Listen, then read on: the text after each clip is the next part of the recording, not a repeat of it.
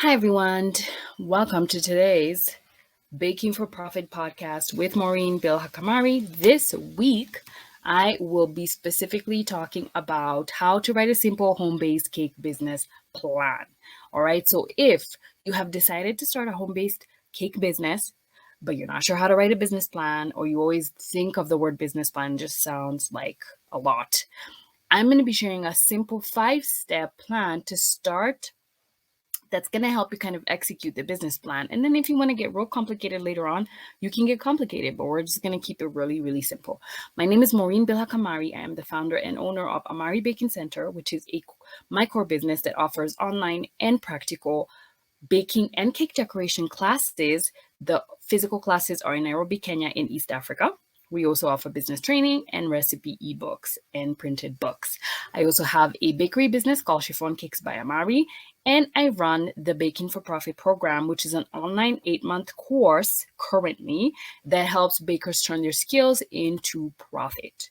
In this channel, generally, I help home bakers and small bakery shop owners be motivated, get clear on their business, and I share marketing tips to help you kind of build awareness in your business so that you're able to grow a profitable baking business. So, like I shared in the video last time, one of the things you got to do when you're executing on actually starting your home-based cake business is actually writing a business plan. So, if you really want to do that, you need to make sure you have a simple business plan. And you can always change your business plan. By the way, companies write business plans often. You can even check yours out every year. But what it does is that it's a nice blueprint to kind of help you know what's my direction or how am I setting up my business. So in this particular case, we're going to be doing a case style, right? We're going to be keeping it stupidly simple. And I'm just going to share 5 points in your cake business plan, and then you're going to get real deep into those 5 points. So what are the points? What, who, where, when, and how? Right? So very simple, right? And easy to manage. And guess what? I'll be having a bonus at the end for you guys that's really, really going to help you on executing this business plan. So number 1 is going to be the what. And what are the things you need to look at when it comes to the what? Well, number 1, you need to look at what is your business name, right? What's my business name? What's my mission and vision? What's my niche segment? What products am I selling? What's the cost, the pricing, costing and pricing, but how am I going to sell these things? And what is my target market? And I'll be giving you examples for this. So when it comes to the what, here's an example of what you're going to write in your business plan. I'm going to share a cupcake business that I have named Bill Has Cupcakes and what I would be, or what the what would be. So the name would be Bill Has Cupcakes. Make sure you've registered this name legally, or it's a company. Do it the right way. Don't just come up with the name and then just go with it, right? Remember, you have to register your business legally. Figure out what the legal setup is for your business region or your country, and then do that. The other thing you're going to do is write your mission and your vision. And in this case, I've just written, we're committed to providing delicious cupcakes made with high quality ingredients to cake lovers looking for high quality bite-sized cakes. So not only is that my mission and vision, it also kind of mentions who my customers are, my target market. Niche segment, we offer plain and frosted cupcakes to cake lovers who prefer bite-sized cakes. So we're not looking for people who are looking for huge cakes. These are people who are looking for bite-sized cakes, right? So I hope you guys can check that out, or at least that makes sense so far. Zooming in here, guys, products and pricing. So I literally, because I did, if you watch the other video, I talked about choosing a price and packaging. And so since you've already a product list of what am I going to sell, what sizes, what's going to be the price, because I sat down and did costing and pricing that was very accurate. I already have these things in my fingertips. So I'm going to write there, we sell frosted cupcakes, 10 flavors and 3 sizes. You can always change this months later, but let's start simple. 10 flavors, 3 sizes. I have a box of 4 at 500 shillings, right? Or 599 rupees or $9, whatever it is, whatever region you're in, put that cost in there.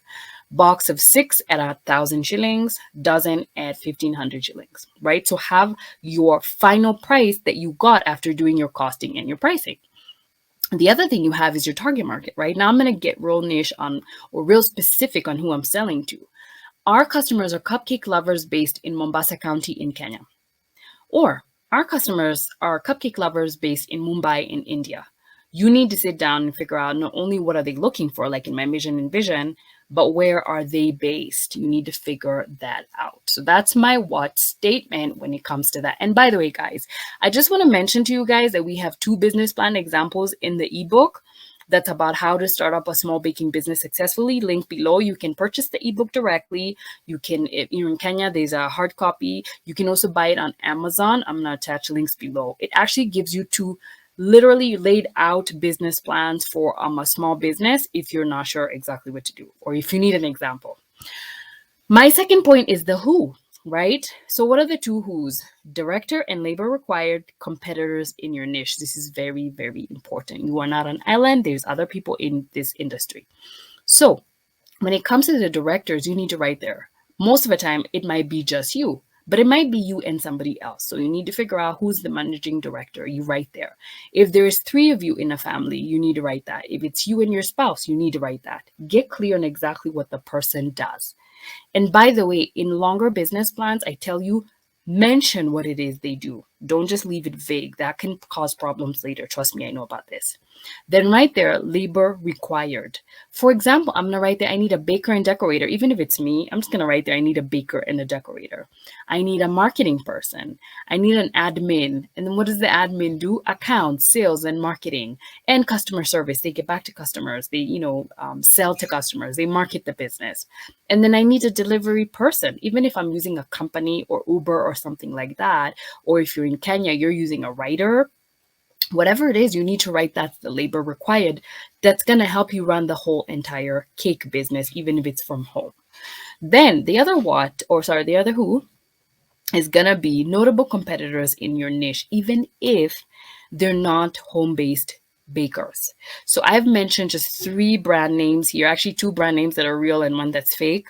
So I've written there Cake City, Valentine Cake House, and Mombasa Cupcakery. So I'm just mentioning who my competitors are because when I'm selling to people, in their head, they're going to be comparing me to this other people. So I can't sit here and think, oh, I'm the only one doing this. You're not. There's other people. Point number 3, where?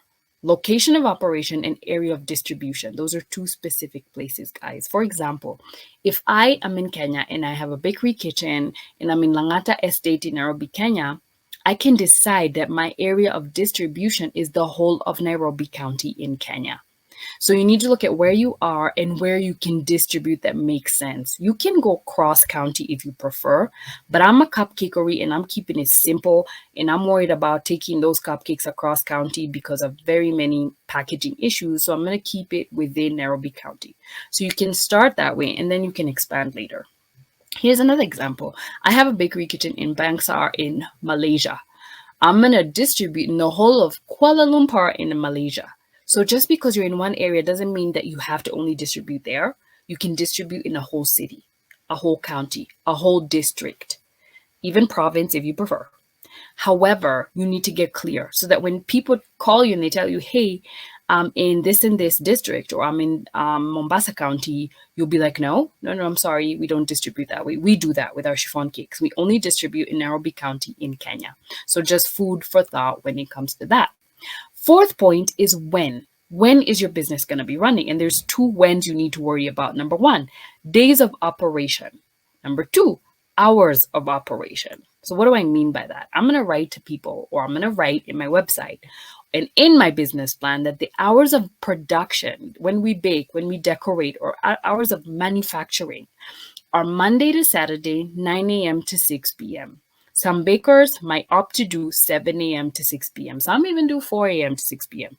But I'm always telling home bakers, you need to get very clear on your work hours and make sure you have hours for your family, yourself. You don't want to burn out. So please look at hours of production, manufacturing, and try and stick by them. I know there's instances where you have to change, but at least stick by them. Also, delivery hours. You don't want customers telling you, oh, I want my cake at 8 p.m. So you need to figure out when can I have my cakes delivered to my customers. So I'll be like, delivery hours are Monday to Saturday, 10 a.m. to 5 p.m. And my clients are going to know that because I'm going to communicate that in my site or whatever else I'm going to be doing that. The other point that I really need to really get detailed on, and this is where the meat is the how. Many hows that I'm going to share today. Number one, market research. You need to make sure this is a viable business idea. Number two, financial requirements. How much money do I actually need to start? And how much working capital do I need to run for a couple of months? Number three, systems to put in place. Payment, distribution, financial, production, and marketing. Every business needs systems, even if it's a home baking business. This helps it run efficiently and effectively. So you need systems. SOPs, standard operating procedures. Yes, even home bakers should have these for sure. So just quickly breaking these down just a bit. Number one is market research. So what would I write? I would write there, we have had a soft sell. Soft sell is when I sell, but not very loudly, like maybe to family, friends, and just a few people. We've had a soft sell for 2 months. Demand is high for office meetings, snack time, and maybe small parties for millennial meetups for our whipped cream frosted cupcakes with decorations, right? 95% of the clients we've sold to prefer delivery directly to their office buildings or their home. They don't want to come and get the things. They want the things to show them up to them. So that's an example of market research. Second thing, capital requirements. How much money do I need? So I've sat down, done some shopping, looked around, what do I need? And I found that I need 100,000 shillings to start up because I have no equipment, nothing. So I need this for ingredients, equipment, and all that. And if I was to look at running the business for 3 months, I need 60,000 shillings as working capital to run minimally for 3 months. So this is somebody who understands their business and you've sat down and you've figured out exactly what do I need. When it comes to business systems, what do I mean? I sit down there and I write on my business plan. I need a payment system. I need to get a bank account and a merchant payment till. If you're in Kenya, it would be something like a till number or a payment pay bill number, something like that. Even if it's setting up your PayPal account or Cash App, whatever it is, you need to figure out how are people going to pay you, right? And give more than one option. Sometimes people want more than one option. And then I'm going to sit down and be like, oh, I need a distribution system. Okay, so if you're in Nairobi, Kenya, you're like, you know what? I'm going to identify 3 riders to do my cupcake deliveries. And I'm going to test them and make sure that they're careful and they do a good job. Or maybe I'm going to use Uber or a cake delivery service. Or maybe I'm going to have a taxi driver that I know who is going to help me out on multiple deliveries where there's a lot of cupcakes and I want him to be very careful. So that's setting up a system of what you're going to be doing. Another one is financial. I'm going to choose and set up an accounting software like maybe QuickBooks, Wave Apps, Zoho, that's going to track my money coming in and out and let me know if I'm making a profit over time. That's very important to do in the beginning. If you haven't done it, it's okay. You can start today.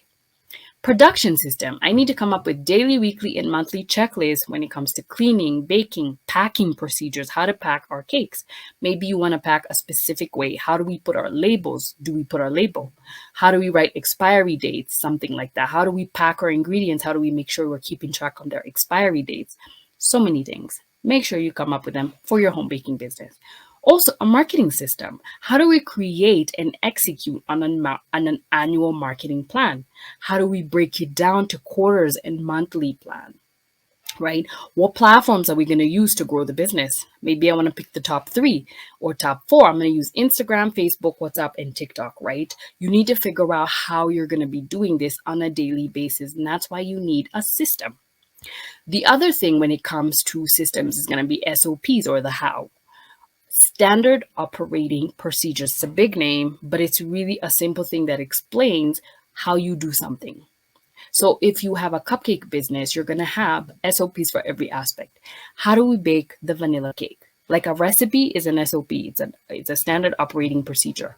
How do we frost our cupcakes? Do you have a specific way? Do we use 2D or 1M every time and sprinkles? You know, that kind of thing. How do we clean? We clean daily, we clean monthly. What are we cleaning? Maybe we clean the oven monthly. We clean dishes daily. We clean the walls weekly, that kind of thing. Even if it's your home kitchen, get serious on this, guys.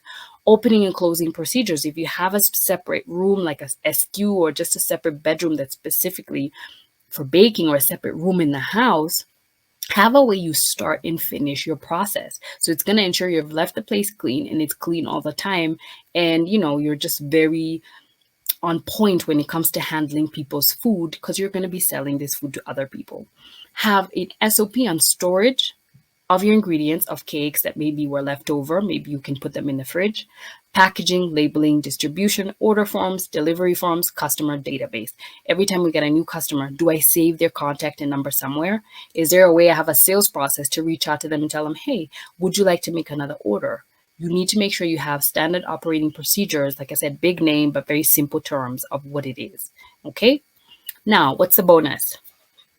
I have a freebie template for you guys that you can download and use to actually do your home-based cake business plan. So you're going to check the link below, click on that, fill in your name and the email. Make sure you check spam folder because sometimes it does happen. And if it gets the spam folder, guys, please make sure you move it to the inbox so you're not deleted for, okay?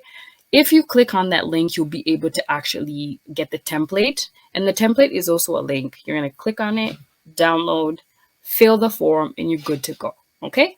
All the best, guys. I hope you're able to open your cake business. If you got to this point, please do comment below. Do let me know if you're starting your business, you've already started your business, and what you'd like to cover for me to cover in the future that's going to help you out.